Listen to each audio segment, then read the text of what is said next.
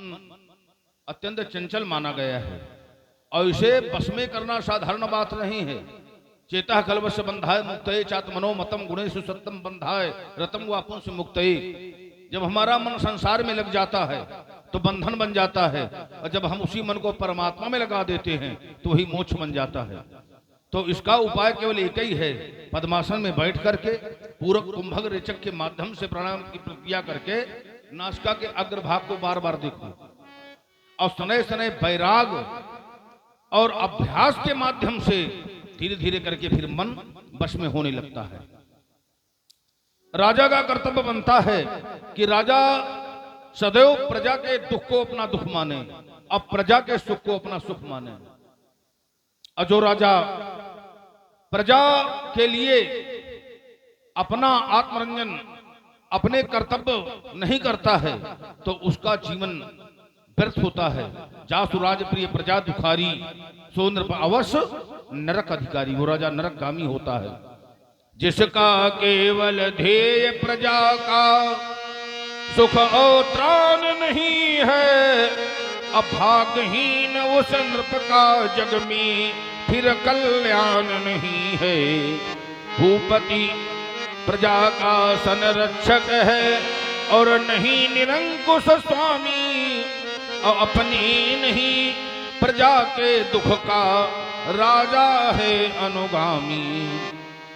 ये प्रजा में असंतोष होने न पावे, धनी निर्धनी को सताने न पावे। एक 11 ये सभी जीव जीवे, अजा सिंह जल एक ही घाट पीवे। रहे राज रक्षित ये प्रजा हो सुखारी, न चोरी करे को न होए भिखारी। करो राज जोलो आये मही पे फणेन्द्रा, आयुष्मान भव सिरध्वज नरेंद्र। आयुष्मान भव चिरंजीव भव कल्याण भव वीतराग भव पूर्ण काम भव सिरध्वज। सी बुलाए प्रणाम करावा। बेटी सीता अपनी सखियों के सहित अतिशीघ्र हमारे समीप आओ। आओ आओ, देखो ना ये भार्गव परशुराम जी हैं। हाँ हाँ, इनको दोनों हाथ जोड़कर नतमस्तक होकर के प्रणाम करो। प्रणाम। ये किस बालिका के द्वारा प्रणाम प्रस्तुत करवा रहे हो सिरध्वज? जिस बालिका को देख करके शांति कांति और क्रांति का अनुभव हो रहा है, जो बालिका अपनी दिव्य सुंदरता से विश्व की संपूर्ण छटा को लज्जित कर रही है, ऐसी दिव्य बालिका अनुपम बालिका तुम्हारे राज प्रासादों में देख बड़ा आश्चर्य हो रहा है। और हमारा ध्यान भगवान शिव के उत्तुंग तुंग कैलाश की ओर पहुंच जाता है और ऐसा प्रतीत होता है कि मानो आज भगवान शंकर के वामांग को छोड़ करके क्या मैया पार्वती उभय भेष धारण कर मेरे सन्मुख प्रस्तुत हो गई है। ऐसी अनुपम बालिका का दर्शन हमने अपने जीवन में अभी तक नहीं किया सिरध्वज। ये शशि को मलिन करी धारो सोम रूपमा, तू मैया शिव को बिहाय तुम्हें मिथिला नहीं आना था। देखो बढ़ रही है समाजें कुछ शिवद्रोहियों की यहाँ, तो गणपति शणानन को साथ तुम्हें लाना था। फिर खंड खंड कर दी और तलती नृपालन झुंड, मर्दे भवानी शिवद्रोही मिटाना था। अथवा यदि आना था तो बताना था, परशुधर से रण का ये कंगन मैया मुझे ना बंधाना था। लेकिन ये मैया पार्वती नहीं सिरध्वज, मुझे निश्चित हो गया। तो फिर ये बालिका कौन? ये भूपति तुम्हारे भवन भगीरथ, ये गंगा सी लहराती खड़ी सामने कौन बालिका, मंद मंद मुस्काती डूब चले। ये नभ के सब उड़गन और छुप ही गया निशाकर। छाप लिया संध्या ने भी मुख अंचल से शर्मा कर। काले केश शेष समलट गए और फन फनन फनन फुंकारे। अंग सपेरे भूषण बीणा झन झनन झनन झनकारे। बोलो विदेह तो मौन खड़े हो, ये मन मेरा सकुचाता। प्रकृति खड़ी या सुकृत खड़ी, या खड़ी स्वयं जगमाता। बालिका का अपूर्ण परिचय जानना चाहूंगा सीरत भज। तपोनिष्ठ इस बालिका के विषय में आप जानना चाहते हैं। यह बालिका हमारी आत्मजा नहीं, अपितु आत्मजा है। मेरे राज्य में द्वादश का काल पड़ा। ऐसी परिस्थितियां आई जो धन संपत्ति सब मैंने प्रजा के लिए दे दिया देवता। उसी समय देव ऋषि नारद जी का आगमन हुआ और उन्होंने उपाय बताया। बोले राजन, तुम और तुम्हारी पत्नी रानी सुनैना दोनों मही का कर्षण करो, और वो भी स्वर्ण हल से। लेकिन देवता मेरे पास एक कण सोना नहीं था। वहीं पर सौराष्ट्र के राजा पूर्व उपस्थित थे। कहते हैं आपत्ति के समय व्यक्ति को चार का परीक्षण करना चाहिए, और वो क्या है कि वो हो धीरज धर्म। मैंने धैर्य को धारण किया और धर्म की रक्षा की।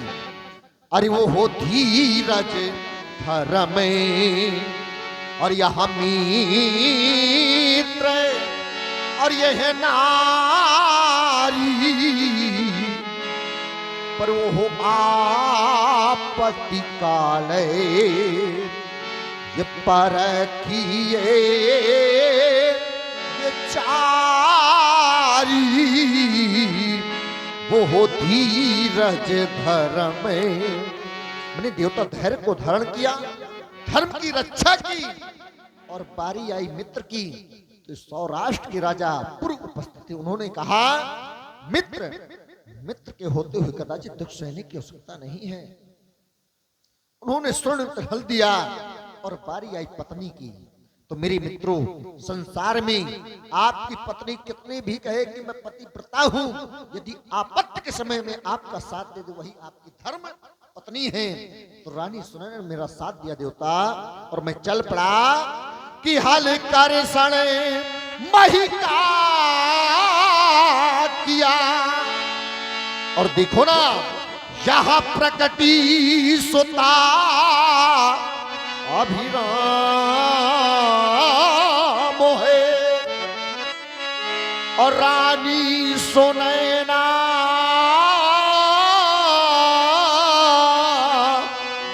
ने पाला इसे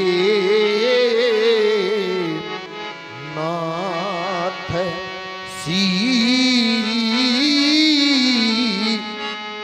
नाम है। तो ये वही बालिका है भगवान। देखो ना, जो यहाँ सन्मुख है शोभा पाती है। आज चाहते हैं आपसे कि दीजिए आशीर्वाद इसको भगवान, क्योंकि यह चरणों में शीश झुकाती है। ये वही करने का है। 12 वर्ष का भीषण काल पड़ा। समस्त ब्राह्मण विद्वानों के साथ पुंडरीक क्षेत्र में पहुंच गए। ब्राह्मणों के द्वारा स्वस्ति वाचन किया गया, और नारद जी के वचन का तुमने पूर्णतया पालन किया।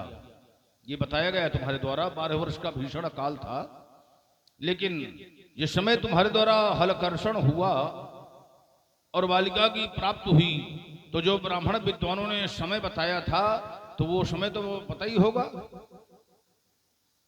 बैसाख शुक्ल पक्ष नवमी तिथि, 3 मंगलवार, पुख नक्षत्र और कर्क लग्न, पुष्पा निवतायांत कुजे नवम्याम श्री माधवे वासे सीते हला करता। तो ऐसे समय में मध्याह्न काल के समय बालिका का प्रादुर्भाव हुआ, और जब बालिका का प्रादुर्भाव हुआ तो अकाल सुकाल के रूप में परिणित हो गया।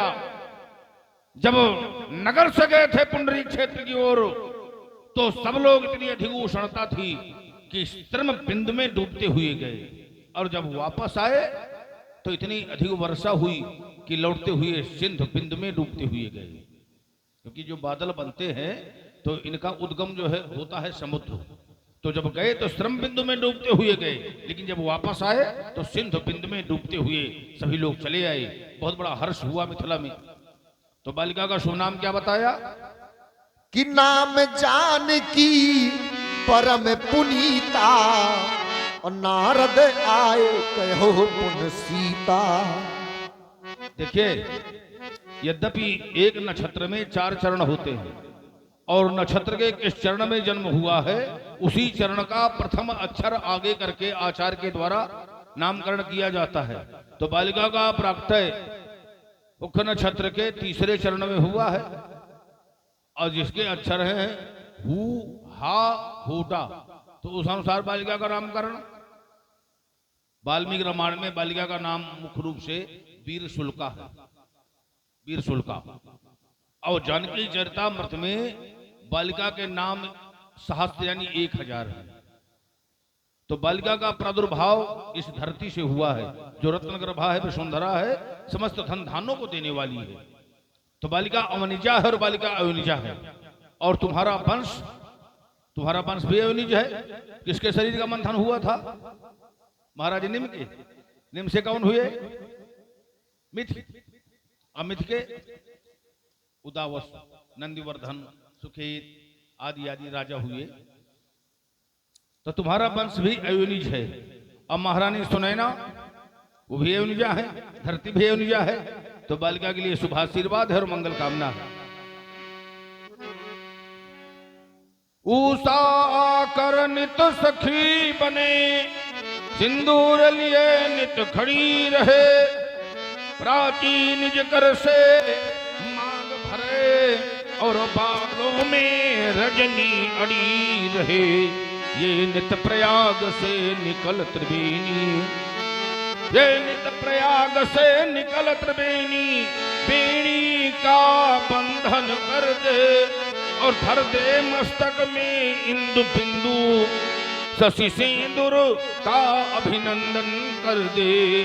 पर मिले तुम्हें ऐसा बांका, पर मिले तुम्हें ऐसा बांका, बरदानी पर विजयी विशाल, जिसका जग में हो सतो अमर, रण में बैरी का कवल काल। अब जा बेटी तू जा, सीता बेटी तू जा, कह देना धरती माता से अधिक अन्न उपजा।